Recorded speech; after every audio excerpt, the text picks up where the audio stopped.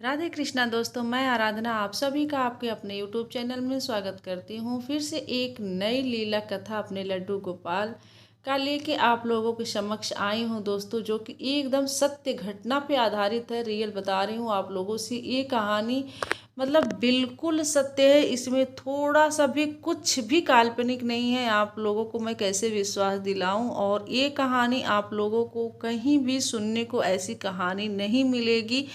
तो दोस्तों, आज की लीला कथा जो है लड्डू गोपाल की, बिल्कुल सत्य घटना पे आधारित ये लीला कथा मैं आप लोगों को सुनाने वाली हूँ, जिसको सुनने के बाद आप लोगों के रोंगटे खड़े हो जाएंगे और आंखों से आंसू आने लगेंगे।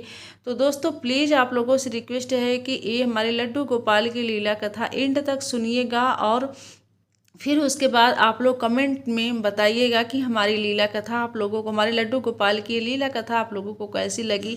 और आप लोगों से रिक्वेस्ट है दोस्तों कि प्लीज़ अगर मेरी वीडियो थोड़ी भी अच्छी लगे तो आप लोग एक लाइक ज़रूर कर दीजिएगा, और चैनल को अभी तक सब्सक्राइब नहीं किए हैं तो सब्सक्राइब भी कर लीजिएगा, बेल आइकन को प्रेस कर दीजिएगा, ताकि ऐसे ही सत्य घटना पे आधारित लीला कथा लड्डू गोपाल की और पूजा पाठ से संबंधित, व्रत कथाओं से संबंधित आप लोगों को वीडियो मिलते रहें। तो चलिए दोस्तों, आज की हम वीडियो स्टार्ट करते हैं। आज की हम लीला कथा आप लोगों को सुनाते हैं। तो ये लीला कथा हमें बताएंगी, आज की लीला कथा जो है हमारे साथ शेयर की है मुंबई की रहने वाली जूही जी। तो जूही जी बताती हैं कि उनके घर में भी लड्डू गोपाल हैं, और लड्डू गोपाल को वो जो है 4-5 साल से लगभग रखी हुई हैं। 5 साल हो गया है उनके घर में विराजमान होते हुए लड्डू गोपाल को। तो लड्डू गोपाल को वो भी लाई थी, बस ऐसे ही अपने अगल बगल के लोगों को जब देखती थी ना, तो उनका भी मन करता था कि मैं भी अपने घर में लड्डू गोपाल को ले आऊं। तो वो भी अपने घर में लड्डू गोपाल को अंत में ले ही आई, क्योंकि उनका काफ़ी मन था, और वो काफ़ी पूजा पाठ भी, उनका मन करता है। जूही जी का पूजा पाठ करने में ज़्यादा ध्यान रहता है, और धार्मिक कामों में, साफ सफाई में, और पूजा पाठ में, इन सब पे बहुत विशेष ध्यान उनका रहता है। तो लड्डू गोपाल को तो वो ले तो आई अपने घर में, लेकिन क्या है दोस्तों कि उनका जो है तबीयत, यानी कि हेल्थ से वो काफ़ी परेशान रहती हैं, और हेल्थ उनकी सही रहती नहीं है। तो क्या होता है कि अब लड्डू गोपाल को तो, जैसे कि ये होता है ना कि हम देखिए, अगर ये होता है कि हमारे अंदर अगर सामर्थ्य है, तब तो हम कृष्ण कन्हैया को अपने घर में ले आएँ, या फिर अगर सामर्थ्य नहीं भी है तो भी हमें थोड़ा सा हिम्मत करना चाहिए। और उतनी, जब हम अगर उनके लिए अगर हम थोड़ी सी हिम्मत करते हैं ना, तो वो हमारी हिम्मत को और 2 गुना ज़्यादा हमारा हिम्मत बढ़ा देते हैं। तो ऐसे हैं हमारे कृष्ण कन्हैया। लेकिन वो थोड़े से भी हिम्मत नहीं करती थी, और काफ़ी उनको डॉक्टर भी मना कर दिए थे, क्योंकि उनके कि घुटने में और कमर में काफ़ी परेशानी थी। तो डॉक्टर भी उनको ज़्यादा टाइम खड़े होने के लिए, ज़्यादा टाइम बैठने के लिए, इन सब चीज़ों के लिए मना कर दिए थे कि इन सब चीज़ों का परहेज आपको करना है, नहीं तो बाद में ज़्यादा प्रॉब्लम हो जाएगी। क्योंकि जो उनके घुटने का जो हड्डी होता है ना, घुटना जो होता है, वो जो कटोरी होती है वो घिस गया था। तो इसकी वजह से वो काफ़ी परेशान थी। तो हिम्मत करती भी तो कैसे करती। तो इस वजह से वो काफ़ी परेशान थी। तो सुबह के टाइम कान्हा को, जैसे वो ऐसा नहीं करता थे कि सुलाना उड़ाने वाला सिस्टम वो नहीं लगाई थी कि कान्हा को रात में सुलाना, बस जैसे सारे भगवान का पूजा पाठ करती थी वैसे उनका भी करती थी। लेकिन फिर भी कृष्णा कान्हा को जो है मॉर्निंग के टाइम उनको नहलाना धुलाना, उनका श्रृंगार करना, और उनको भोग लगाना तो कंपल्सरी होता है। वो तो बहुत ही ज़्यादा ज़रूरी होता है, और उनसे वो भी नहीं हो पाता था, क्योंकि सुबह के टाइम उनके बच्चे, उनके हस्बैंड, सबको जाना रहता था। तो सबका टिफ़िन नाश्ता बनाने में ही उनका टाइम चला जाता था। तो वो सोचती थी कि कान्हा को कम से कम टाइम से नहला दिया जाए, उनका भोग लगा दिया जाए। तो अपने हस्बैंड से बोली कि आप जो है, उनके हस्बैंड भी उनके काफ़ी सपोर्ट करते थे। तो सुबह जल्दी उठते थे और नहा धो के पूजा कर लेते थे। तो अपने हस्बैंड से बोलती थी कि आप जो है कान्हा को नहला धुला के उनका भोग वोग लगा दिया करिए, श्रृंगार करके सुबह के टाइम। तो वो शुरू शुरू में करते थे, लेकिन वो डेली का वो रूटीन उनका बन गया था कि वो उन्हीं से करवाती थी, और वो बेचारे करते थे। तो उनको भी खींच आने लगी, चिढ़ने लगते थे कि कि तुम लाई हो तो मेरे भरोसे लाई हो कान्हा को, जब तुम्हें नहीं करना था तो तुम लाई क्यों दूसरे का देख के। और मैं भी को भी जाना रहता है ऑफिस, जॉब पे जाना रहता है, तो मुझे भी टाइम नहीं रहता है, और तुम मतलब रोज़ का नियम बना ली हो। तो कहती थी कि देखिए मैं इस टाइम से नहीं कर पा रही हूँ, तो कम से कम आप नहाए हैं तो आप नहला के धुला के कर दीजिए। तो आप मतलब कि यकीन नहीं मानिएगा, जब वो ये बात मतलब बताई कि क्या करते थे, कि उनके जब हस्बैंड ना, मुझे भी बहुत आश्चर्य हुआ, मैं शॉक्ड रह गई कि ऐसा सुन के कि ऐसा भी कोई कर सकता है क्या। तो उनको देखिए, वो आदमी लोग बहुत ही जल्दबाजी में काम करते हैं, तो वो ना जल्दी जल्दी में अपना क्या करते थे, वो ऐसा थोड़ी ना था कि वो थाली और परात लेके उनको नहलाते धुलाते थे। तो क्या करते थे कि वो जो है सीधा उनको उठाते थे, उनके वस्त्र को निकालते थे और उनको जो है सिंक में ले जाके टैप खोल के, टोटी खोल के नल से ही नहला देते थे। अब बताइए, तो ऐसा वो मतलब डेली करते थे, मतलब एक दिन नहीं, डेली उनका यही काम था कि वो रोज़ ऐसे ही करते थे, ऐसे ही नहलाते थे। तो एक दिन क्या हुआ कि, और वो उनको मना भी करती थी कि ऐसे मत नहलाया करिए, ऐसे मत नहलाया करिए, लेकिन वो अपना रोज़ की रोज़ नहलाते ही थे। लेकिन क्या होता है ना कि देखिए, अब कृष्ण कन्हैया का जो है मतलब कि शरीर का पानी पूरे नाली में जाता था, उनके तो स्नान का पानी तो सब लोग मतलब पी लेते हैं ना, लेकिन वो पानी उनके शरीर का जो है पूरा नाली में चला जाता था। तो वो क्या, कहीं न कहीं हमारे ऊपर ही उसका पाप दोष लगता है। तो वो मतलब सब कुछ उनका बहुत ही अच्छा था, बच्चे पति सब कुछ बहुत सही था, लेकिन वो अपनी हेल्थ से काफ़ी परेशान रहती थी। मतलब उनको हर 2 महीने पे कुछ न कुछ ज़्यादा ही परेशानी आ ही जाती थी, तो काफ़ी परेशान रहने लगी थी और बहुत ज़्यादा परेशान होने लगी थी। मतलब कि कहीं, और अचानक से क्या हुआ कि उनके पैर में भी फ्रैक्चर हो गया, तो बहुत परेशान हो गई थी। एक दिन क्या हुआ कि वो अपने मायके में बात कर रही थी, तो ऐसे ही पूजा पाठ की बात होने लगी।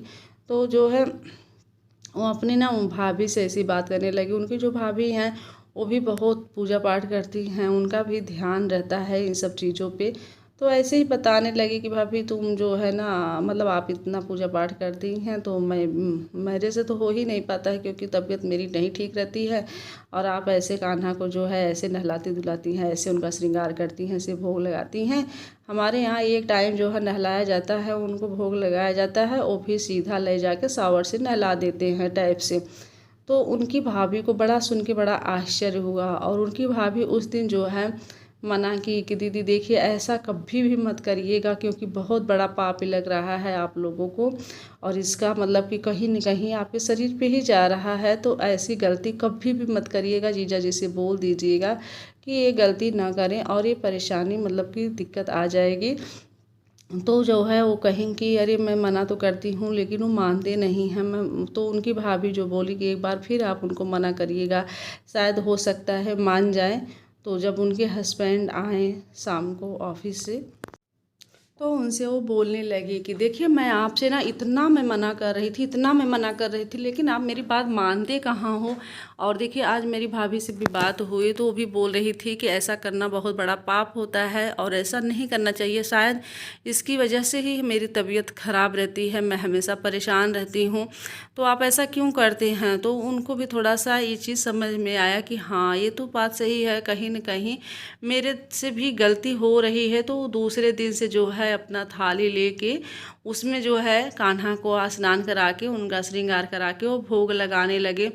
तो दोस्तों क्या है कि हम लोग जो है, चाहे कोई भी, हम तो इस वीडियो को सुनाने से पहले मैं आप लोगों को आगे कि मैं ये बताना चाहूँगी कि जैसे देखिए हम जितना कर सके ना हमें उतना ही करना चाहिए। अगर हमारी हिम्मत नहीं है, हमारा सामर्थ्य नहीं है, तो सारे भगवान एक जैसे ही हैं। और कान्हा मतलब कान्हा का तो विशेष रूप से भक्ति पूजा होती है। हम अगर आपको थोड़ी सी भी हिम्मत हो तो आप अपने घर में ज़रूर लाइए, लेकिन अगर इस तरीके से पूजा पाठ करना हो कि जैसे बोझ बन जाए, तो बोझ जैसा पूजा पाठ तो बिल्कुल भी आपको अपने घर में नहीं लाना चाहिए। क्योंकि उसमें मतलब कि कान्हा का जब अच्छे से सेवा भाव नहीं होता है, तो रखने न रखने से कोई मतलब ही नहीं होता है। तो आप मतलब कलयुग में तो ये कहा गया है ना, रामचंद्र जी कहे हैं कि अगर मेरा कोई नाम लेके भी बोल देगा ना तो भी मैं उसके साथ खड़ा रहूँगा। तो ये है श्री हरि। तो श्री हरि का बस मन में आप मतलब कि ध्यान लगा के अगर उनको अपने मन में याद कर लेंगे ना तो भी आपके साथ वो आपके सामने आके खड़े हो जाएंगे। तो ज़रूरी नहीं है कि हम ये सब बहुत ज़्यादा करें, लेकिन अगर हाँ, अगर आपके अंदर सामर्थ्य है, आप कर सकते हैं, तो पूजा पाठ जितना ज़्यादा से ज़्यादा हो सके उतना करिए, जिससे जो है आपके मन को तो शांति मिलना ही मिलना है। बाकी आपके मतलब कि अगले जन्म का भी जो होता है सब कुछ आपको बहुत कई गुना ज़्यादा फल मिलने वाला है। इस कलयुग में क्या है कि इतने पाप बढ़ गए हैं दोस्तों कि हम पूजा पाठ ही करेंगे तभी जो है हमारे जो भी सुख शांति जो भी हमें पुण्य की प्राप्ति होगी ना, तो ये पूजा पाठ से ही सब जो भी हमारे साथ अच्छा होगा, बस ये पूजा पाठ का ही फल होता है। अगर हम पूजा पाठ भी नहीं करेंगे ना तो जान लीजिए एक सेकंड दुनिया चलने वाली नहीं है। तो कहीं अगर पापी हैं तो कहीं धर्मात्मा भी हैं। तो इस कलयुग में मतलब कि ऐसे लोग हैं कि बहुत ज़्यादा पापी भी हैं तो धर्मात्मा भी। ऐसा नहीं है कि पूरी दुनिया पापी हो चुकी है। तो दोस्तों क्या है कि अगले दिन से जो है उनके हस्बैंड जो हैं अच्छे से उनका स्नान कराने लगे, नहलाने धुलाने लगे, और जो है फिर वो अपनी भाभी से बोलती हैं कि भाभी अच्छा हुआ कि आप बोल दी, अब जो है ये मतलब कि अगले दिन से अब ऐसी गलती नहीं करते हैं। अब वो आराम से थाली में बैठा के कान्हा को नहलाते हैं धुलाते हैं, फिर उनका श्रृंगार करके भोग लगाते हैं। तो ऐसे ही करते हैं। और अब धीरे धीरे ना उनकी भी जब से ये कर रहे हैं ना तो धीरे धीरे जो है जूही जी की भी तबीयत में थोड़ा सा सुधार आ रहा है। देखिए अचानक से कोई चमत्कार तो होगा नहीं, लेकिन धीरे धीरे कुछ न कुछ परिवर्तन जरूर आता है दोस्तों। तो आज की ये सत्य लीला जान लीजिए बिल्कुल ही सत्य घटना पे आधारित है। इसमें कोई काल्पनिक नहीं है, कुछ भी नहीं है। ये मतलब कि सच्ची घटना है दोस्तों। तो ये लीला कथा आप लोगों को कैसी लगी कमेंट में ज़रूर बताइएगा। और अगर आप भी ऐसी गलती कर रहे हों या फिर आपकी जान पहचान के लोग कुछ ऐसी गलती कर रहे हों तो प्लीज़ आप लोगों से रिक्वेस्ट है कि ऐसी गलती भूल के भी मत करिएगा, क्योंकि मतलब कि हमें तो पाप लगता ही लगता है। उसको जो है उसके बाद हमारे कृष्ण कन्हैया को भी बहुत ज़्यादा तकलीफ़ होती है इन सब चीज़ों को देख के।